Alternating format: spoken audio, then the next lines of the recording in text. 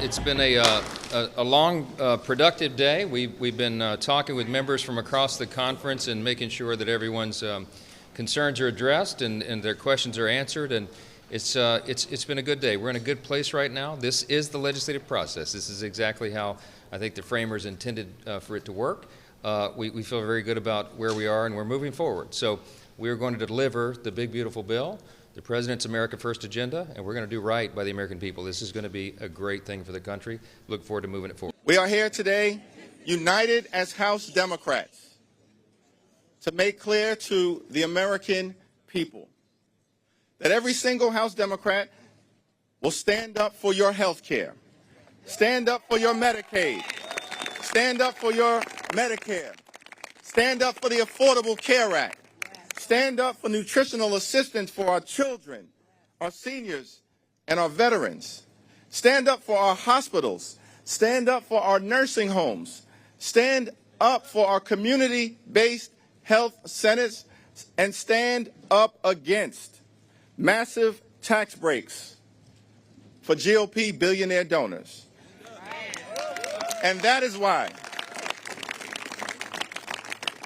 every single House Democrat will vote hell no against this one big, ugly bill.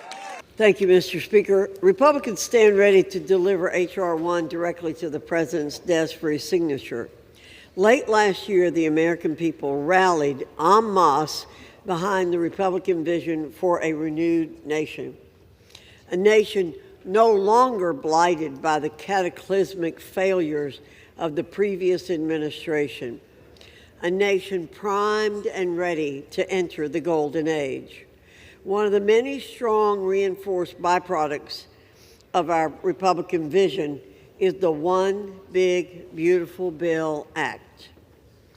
It is one of the most consequential pieces of legislation that any party has ever passed, and for good reason.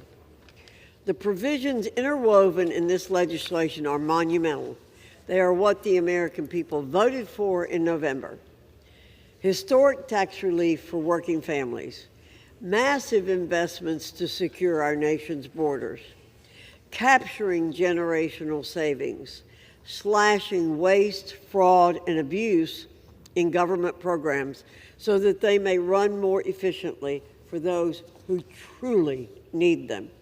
So far we've introduced over 400 amendments. Each one of those amendments are going to give Democrats 5 minutes each to go and debate it. When this last go around, we were able to delay the bill upwards of 30 hours, and so we're going to do the same thing, do everything we can from a procedural point of view to delay this. The longer this bill is in the ether, the more unpopular it becomes. It's a very unpopular piece of legislation because it's the largest transfer of wealth from working class people and the working poor to billionaires and the ultra wealthy. So we're going to do everything we can to delay this. Do you think Democrats are doing a good enough job of getting the message out about what's in this bill and how it will affect Americans? I think so. I mean, if you look at the numbers, it's incredibly unpopular. It's because not just us are getting the message out, but our constituents are getting the message out. People online are getting the message out.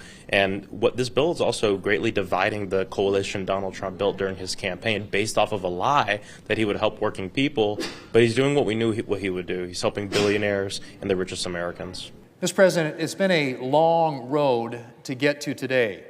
More than a year ago, groups of Republican senators and staff began meeting to lay the groundwork for extending tax relief for hardworking Americans if we were given the opportunity. Mr. President, voters gave us that opportunity. And since we took office in January, Republicans have been laser-focused on achieving the bill before us today. And now we're here, passing legislation that will permanently extend tax relief for hardworking Americans. Mr. President, that will spur economic growth and more jobs and opportunities for American workers. That will rebuild our military, secure our borders, unleash American energy, and cut waste, fraud, and abuse in federal programs.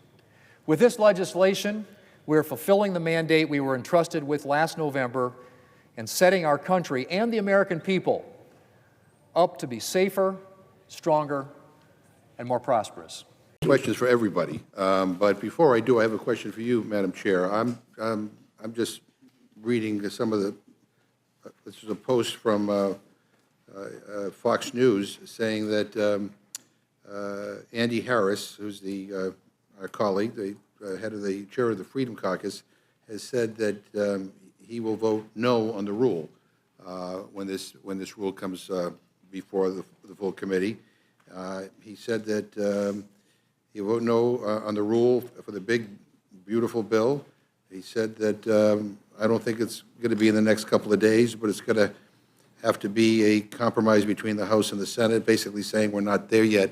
I guess if the head of the Freedom Caucus is now publicly announcing he's against not the bill but the rule, then what the hell are we doing here? Because if you lose 3 or 4 members, then we're spinning our wheels here. So do you have any information on how many Republicans are going to vote no on the rule? Because I can assure you every Democrat is voting no on the rule.